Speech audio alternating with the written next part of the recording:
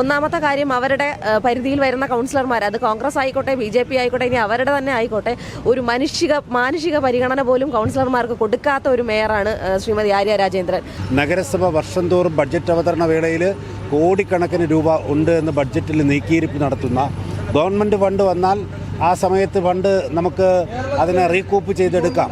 ഈ 5 വർഷവും കഴിഞ്ഞ 15 വർഷത്തേക്കാൾ കൂടുതൽ ദയനീയമായിരിക്കും എന്ന കാര്യത്തിൽ സംശയമില്ല. നിലവിലെ MPയോ MLAയോ ആരും തന്നെ അവരുടെ പ്രവർത്തനങ്ങൾ ചെയ്തു പോകാത്തതിൻ്റെ ഫലമാണ് ഇപ്പോൾ ഇങ്ങനെ കണ്ടുവരുന്നത്. അപ്പോൾ നിരവധി തവണ ഞാൻ MLAയുടെ ഓഫീസിൽ കണ്ടതാണ്, PWയുടെ ഓഫീസിൽ പോയി കണ്ടതാണ്, അപേക്ഷകൾ കൊടുത്തതാണ്. ഭാരതീയ ജനതാ പാർട്ടി നിരവധി കൗൺസിൽ യോഗങ്ങളിലുമെല്ലാം ഈ ആര്യ രാജേന്ദ്രൻ്റെ ധാർഷ്ട്യം നിറഞ്ഞ ഈ നിലപാടിനെതിരെ നമ്മൾ ശക്തമായി പ്രതിഷേധിച്ചിട്ടുണ്ട്. ഈ നിയമം വാർഡ് എന്ന് പറയുന്നത് തിരുവനന്തപുരം നഗരസഭയുടെ കീഴിൽ വരുന്നതാണ്. ഇവിടെ ജനങ്ങൾ അനുഭവിക്കുന്ന ഈ പ്രയാസങ്ങളും ദുരിതങ്ങളും കണ്ടില്ല എന്ന് ഇവിടുത്തെ MLAയും നടിക്കുന്നു, ഇവിടുത്തെ മേയറും നടിക്കുന്നു.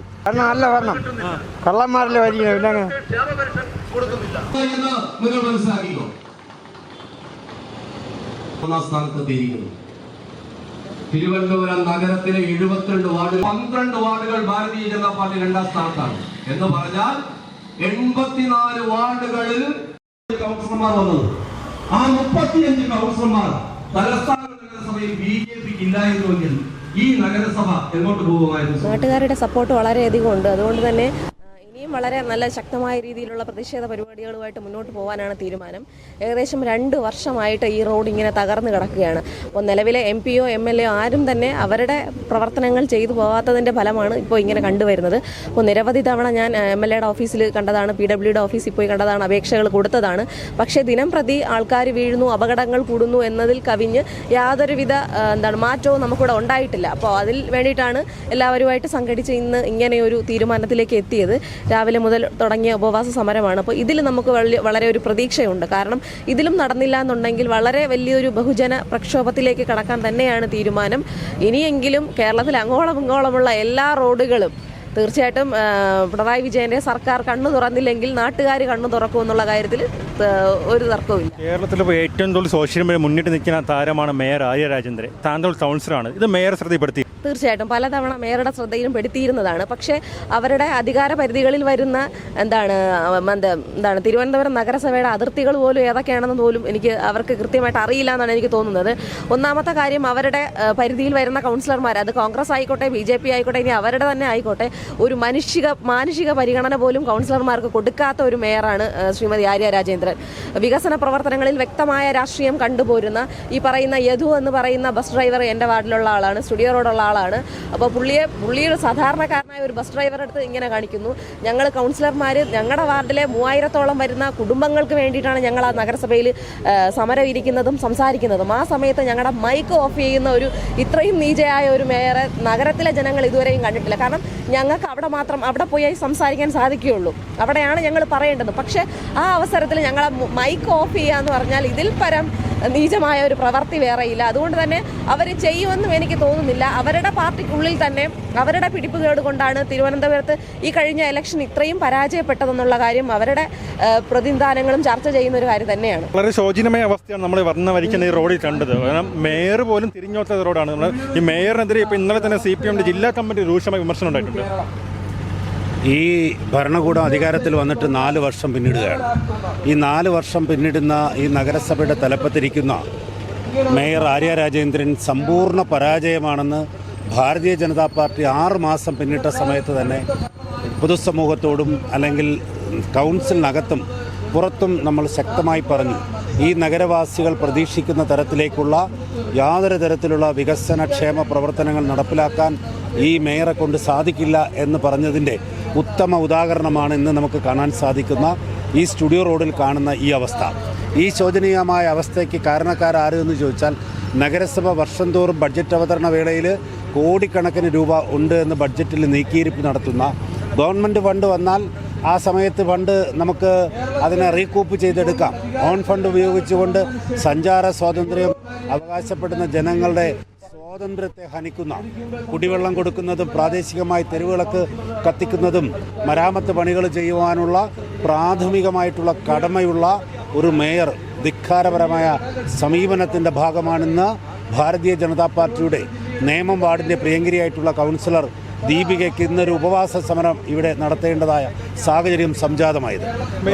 മേയർ മാധ്യമങ്ങളിൽ തവണ എപ്പോഴും പറയും സ്മാർട്ട് സിറ്റി പ്രചാരണം റോഡുകൾ നവീകരിക്കുന്നുണ്ട്. പക്ഷേ എന്തുകൊണ്ട് ഈ സ്മാർട്ട് സിറ്റി പ്രചാരണം ഈ റോഡ് നവീകരിച്ചില്ല? സ്മാർട്ട് സിറ്റി പദ്ധതിയുടെ ഭാഗമായിട്ട് സെലക്ട് ചെയ്ത റോഡുകൾ തലസ്ഥാന നഗരത്തിൻ്റെ കൂട്ടിച്ചേർക്കപ്പെട്ട പഞ്ചായത്തുകളിൽ പെടുന്ന അല്ലെങ്കിൽ ഉപസിറ്റി എന്നറിയപ്പെടുന്ന നേമം പ്രദേശത്ത് ടെർമിനൽ വരുന്നു അതിൻ്റെ പണിയായി കാണുന്നത്. അതുമായി ബന്ധപ്പെട്ട് കേന്ദ്ര ഗവൺമെൻറ് അനുവദിക്കപ്പെട്ടിട്ടുള്ള ഒട്ടനവധി ഫണ്ട് ഇവിടെ വിനിയോഗിച്ചുകൊണ്ടിരിക്കുകയാണ്. അതിൻ്റെ ഭാഗമായി ഈ പ്രദേശം സ്മാർട്ട് സിറ്റിയിൽ ഉൾപ്പെടുത്തണമെന്ന് അന്നത്തെ കൗൺസിൽ യോഗത്തിൽ പ്രതിപക്ഷ നേതാവെന്ന നിലയ്ക്ക് ഞാൻ അന്ന് ഈ കാര്യം ആവശ്യപ്പെട്ടിരുന്നു. ഇന്നും അത് നടപ്പിലാകാതെ ജനങ്ങളെ ബുദ്ധിമുട്ടിക്കുന്ന ഫണ്ട് ഒരു വിഭാഗം ആളുകൾ താമസിക്കുന്ന ഒരു പ്രദേശത്ത് മാത്രം ഒതുക്കിക്കൊണ്ട് കേന്ദ്ര സർക്കാർ കൊടുക്കുന്ന ഫണ്ടിനെ പോലും രാഷ്ട്രീയവൽക്കരിക്കപ്പെടുന്ന ഒരു ഭരണകൂടമാണ് തിരുവനന്തപുരം നഗരസഭയുടെ ആര്യ രാജേന്ദ്രൻ എന്ന് പറഞ്ഞാൽ അതിശയോക്തിയില്ലാത്ത തരത്തിലുള്ള ഇത്തരം ഹീനമായ ഇന്ന് മാർക്സിസ്റ്റ് പാർട്ടി വിലയിരുത്തപ്പെട്ടിരിക്കുന്നു, അവരുടെ ജില്ലാ കൗൺസിൽ വിലയിരുത്തപ്പെട്ടിരിക്കുന്നു. നഗരസഭയുടെ സമ്പൂർണ്ണമായിട്ടുള്ള ഒരു പരാജയത്തിൻ്റെ ഭരണമാണ് നടക്കുന്നത്. അതുകൊണ്ട് അടുത്ത പ്രാവശ്യം BJP അധികാരത്തിൽ വരുമോ എന്ന് സംശയിക്കുന്നതായി അവരുടെ കൗൺസിൽ യോഗങ്ങൾ വിലയിരുത്തപ്പെട്ടിരിക്കുന്നു. എങ്കിൽ ഇവിടുത്തെ ജനങ്ങൾ 72 വാർഡുകളിൽ ഭാരതീയ ജനതാ പാർട്ടി ഈ കഴിഞ്ഞ പാർലമെൻറ്റ് തെരഞ്ഞെടുപ്പിൽ 1-ാം സ്ഥാനത്ത്, 16 വാർഡുകളിൽ തുച്ഛമായ വോട്ടുകൾക്ക് 2-ാം സ്ഥാനത്ത്, ഏകദേശം 90ഓളം വാർഡുകൾ ഭാരതീയ ജനതാ പാർട്ടിക്ക് അനുകൂലമായിട്ടുള്ളൊരു സാഹചര്യം ഈ സ്ഥിതി തുടരുകയാണെങ്കിൽ വരാൻ പോകുന്ന മാർക്സിസ്റ്റ് പാർട്ടിയും ഭാരതീയ ജനതാ പാർട്ടിയും ഒക്കെ വിലയിരുത്തപ്പെട്ടതുപോലെ അധികാരത്തിൽ ഭാരതീയ ജനതാ പാർട്ടി വരും. ഈ ഭരണകൂടത്തെ തുടച്ചു നീക്കും. ഇവർ ഈ കാണിച്ചു കൊണ്ടിരിക്കുന്ന കൊള്ളരുതായ്മകളൊക്കെ ഞങ്ങൾ അധികാരത്തിൽ വരുന്ന ശേഷം പുറത്തു കൊണ്ടുവരുമെന്ന് കൂടി അവസരത്തിൽ പറയാം. ശിവൻചുട്ടി വിദ്യാഭ്യാസ മന്ത്രി ശ്രീ ശിവൻചുട്ടിയാണ് ഇവിടുത്തെ MLA, ശശി തരൂരാണ് ഇവിടുത്തെ MP. ഇവർക്ക് ഒരു കാര്യം ചെയ്യാൻ പറ്റുന്നില്ലേ? കോൺഗ്രസിൻ്റെ MP എന്ന് പറയപ്പെടുന്ന ശ്രീ ശശി തരൂർ 5 വർഷത്തിലൊരിക്കൽ ജനങ്ങളോട് വോട്ട് ചോദിക്കാൻ വേണ്ടി മാത്രം വരുന്ന ഒരു MP ആണ്. ഇവിടുത്തെ പ്രാദേശികമായിട്ടുള്ള വിഷയങ്ങൾ, അതുപോലെ തന്നെ വെള്ളപ്പൊക്കം വന്നിട്ടുണ്ട്, അതുപോലെ തന്നെ പകർച്ചവ്യാധികൾ ഉണ്ടാകുന്നു, അതുപോലെ നിരവധിയായിട്ടുള്ള വികസനത്തിൻ്റെ സർവ്വതോമുഖമായിട്ടുള്ള പുരോഗതിയുടെ ഉദ്ഘാടന ചടങ്ങുകൾ നടക്കുന്നു. ഇതൊന്നും തന്നെ ബഹുമാനപ്പെട്ട MP അറിഞ്ഞില്ല എന്ന് കഴിഞ്ഞ 15 വർഷം തെളിയിച്ചിരിക്കുകയാണ്. അദ്ദേഹം പുതിയതായി തെരഞ്ഞെടുക്കപ്പെട്ടിരിക്കുകയാണ്. ഈ 5 വർഷവും കഴിഞ്ഞ 15 വർഷത്തേക്കാൾ കൂടുതൽ ദയനീയമായിരിക്കും എന്ന കാര്യത്തിൽ സംശയമില്ല. നഗരവാസികൾക്ക് MPയുടെയോ ഫണ്ട് ഈ പ്രദേശത്ത് ഫലപ്രദമായി കിട്ടുന്നില്ല എന്നുള്ള ദുഃഖകരമായിട്ടുള്ള ഒരു സത്യം നിലനിൽക്കുന്നത് കൊണ്ടാണ് ദീപികയ്ക്ക് ഇന്ന് ഇത്തരത്തിലൊരു സമരം ചെയ്യേണ്ടി വരും. മേയർ ആര്യ രാജേന്ദ്രൻ്റെ കീഴിൽ വരണമാണ് ഈ നിയമം കോർപ്പറേഷൻ. ഇന്നലെ CPM ജില്ലാ കമ്മിറ്റിയിലെ മേയറിനെ രൂക്ഷം വിമർശിച്ചു. മേയർ ആര്യ രാജേന്ദ്രൻ അറിയില്ലേ ഇവിടെ നിയമം എന്നൊരു സ്ഥലമുള്ളത്? അല്ല, മേയർ ആര്യ രാജേന്ദ്രനെതിരെ ഇത്തരം ധിക്കാരവും ധാർഷ്ട്യവും അഹങ്കാരവും നിറഞ്ഞ നിലപാടുകൾ ആണ് ആര്യ രാജേന്ദ്രൻ്റെത് എന്ന് എത്രയോ കാലമായി ഭാരതീയ ജനതാ പാർട്ടി ആരോപിക്കുകയാണ്. ഭാരതീയ ജനതാ പാർട്ടി നിരവധി കൗൺസിൽ യോഗങ്ങളിലുമെല്ലാം ഈ ആര്യ രാജേന്ദ്രൻ്റെ ധാർഷ്ട്യം നിറഞ്ഞ ഈ നിലപാടിനെതിരെ നമ്മൾ ശക്തമായി പ്രതിഷേധിച്ചിട്ടുണ്ട്. ഈ നിയമത്തെ വിഷയം നേമം വാർഡ് എന്ന് പറയുന്നത് തിരുവനന്തപുരം നഗരസഭയുടെ കീഴിൽ വരുന്നതാണ്. ഇവിടെ ജനങ്ങൾ അനുഭവിക്കുന്ന ഈ പ്രയാസങ്ങളും ദുരിതങ്ങളും കണ്ടില്ല എന്ന് ഇവിടുത്തെ MLA നടിക്കുന്നു, ഇവിടുത്തെ മേയർ നടിക്കുന്നു.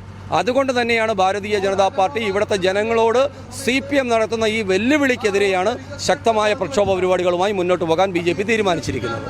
ശിവൻചുട്ടിയാണ് ഇവിടുത്തെ MLA, ശശി തരൂർ MP. ഈ MLA ഫണ്ട് MP ഫണ്ട് എന്തുകൊണ്ട് നിയമത്തിൽ ഉപയോഗിക്കുന്നില്ല? അല്ല, നിങ്ങൾ ആലോചിച്ച് നോക്ക്.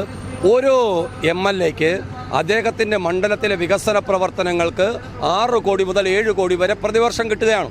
അദ്ദേഹം ചുമതലയേറ്റിട്ട് ശ്രീമാൻ ശിവൻകുട്ടി ചുമതലയേറ്റിട്ട് 2 വർഷം കഴിഞ്ഞിരിക്കുകയാണ്. ഈ 2 വർഷത്തിനിടയിൽ ഈ കിട്ടിയിട്ടുള്ള പണം എന്തുകൊണ്ടാണ് നിയമത്തേക്ക് വിനിയോഗിക്കാൻ വേണ്ടി സാധിക്കാത്തത്? ഇവിടെ പണമില്ല. ആ പണമെല്ലാം വകമാറ്റി ചെലവഴിച്ചിരിക്കുകയാണ്. ഇവിടുത്തെ ജനങ്ങളുടെ വികസനക്ഷേമ പ്രവർത്തനങ്ങൾക്ക് വേണ്ടി വിനിയോഗിക്കാൻ വേണ്ടി സർക്കാർ മാറ്റിവെച്ചിട്ടുള്ള അല്ലെങ്കിൽ ജനപ്രതിനിധികളുടെ പ്രത്യേക ഫണ്ട് പോലും വകമാറ്റി ചെലവഴിച്ച് ജനങ്ങളോടൊരു വെല്ലുവിളി നടത്തിക്കൊണ്ടിരിക്കുകയാണ്. ഇവിടെ അപകടങ്ങൾ നിത്യേന പെരുകുകയാണ്. ഈ അപകടങ്ങളിൽ പലരാൾക്കാരും അപകടത്തിൽപ്പെടുന്നു. ഇതൊന്നും കണ്ടില്ല എന്ന് നടിക്കുന്ന ഒരു MLAയും ഒരു ഭരണകൂടവും തലസ്ഥാന നഗരസഭയും ഈ നാട്ടിൽ ജനങ്ങളുടെ ഇടയിൽ നിന്ന് ഒറ്റപ്പെട്ടുകൊണ്ടിരിക്കുന്നു എന്നാണ് ഭാരതീയ ജനതാ പാർട്ടിക്ക് പറയുവാനുള്ളത്. KSRTC ബസ് തടയാൻ കാണിക്കുന്ന ആ ധൈര്യം എന്തുകൊണ്ട് റോഡ് ടാറിയ മേയർ കാണിക്കില്ല? അല്ല, അതൊക്കെ KSRTC ബസ് തടയുന്നു എന്ന് പറയുന്നതൊക്കെ ഒരു ധാർഷ്ട്യമല്ലേ? ജനങ്ങളോട് നടത്തുന്ന വെല്ലുവിളിയല്ലേ? അതൊക്കെ എന്താണ്? ഒരു അധികാരമുണ്ടെന്ന് വിചാരിച്ചാൽ അധികാരമെന്ന് പറയുന്നത് ജനങ്ങളെ സേവിക്കാനുള്ളതും ജനങ്ങളോട് അടുത്ത് പെരുമാറാനും സ്നേഹത്തോടെ പെരുമാറാനുമുള്ളതാണ് ഒരു ജനപ്രതിനിധിക്ക് കിട്ടുന്ന അധികാരം. ആ അധികാരം ഉപയോഗിച്ച് അഹങ്കാരം കാണിച്ച് ബസ് തടയുക എന്നുള്ളതൊന്നും ഒരിക്കലും പൊറുക്കാവുന്നതോ സഹിക്കാവുന്നതോ അല്ല. അതും ടാർ ചെയ്യുന്നതുമായിട്ട് നമുക്ക് ബന്ധപ്പെടുത്തണ്ട. പക്ഷേ ഒരു നഗരസഭയുടെ അടിസ്ഥാന വികസന പ്രവർത്തനങ്ങൾ, ജനങ്ങളുടെ ക്ഷേമ പ്രവർത്തനങ്ങൾ നടത്തുക എന്നുള്ളതാണ് ധാർമ്മികമായിട്ടുള്ള ഉത്തരവാദിത്തം. ആ ഉത്തരവാദിത്തത്തിൽ നിന്ന് കഴിഞ്ഞ 4 വർഷം ഈ തലസ്ഥാന നഗരസഭ ഭരിച്ച മേയറും ഭരണസമിതി അംഗങ്ങളും അതിൽ നിന്ന് പിന്നോക്കം പോയിരിക്കുന്നു. അത് ജനങ്ങളോടുള്ള ഒരു വെല്ലുവിളിയാണ്.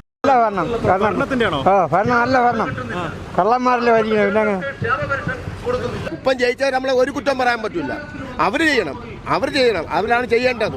അത് ഇങ്ങനെ തന്നെ കിടപ്പാണ് റോഡ്. ഇനിയിപ്പം പറയുന്നു മറ്റേ റെയിൽവേ പാലം വന്നതിന് ശേഷമേ റോഡ് നന്നാക്കാൻ പറ്റുള്ളൂ എന്നും പറയുന്നുണ്ട്. അത് നമുക്കറിയില്ല ഇതിനെ പറ്റി എന്താണെന്നുള്ളത്. ഇനി ആര് കളിക്കുന്നൊന്നും അറിയില്ല. എന്തോ ആയിക്കൊണ്ട് പോട്ടു.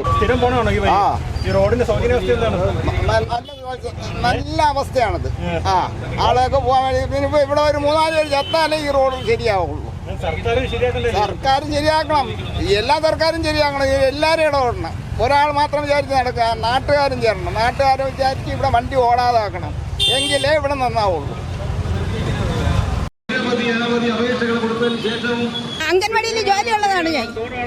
2-3 ദിവസം ലീവ് എടുത്ത്, 5 ദിവസം ഞാൻ ലീവ് എടുത്ത്. ഈ റോഡ് ഇങ്ങനെ കിടക്കണുണ്ട്. ഈ റേഡിയോ കിടന്ന് എന്തോന്ന് വിളിക്കണേ? സർക്കാർ തന്നെ ശരിയാക്കേണ്ടത്.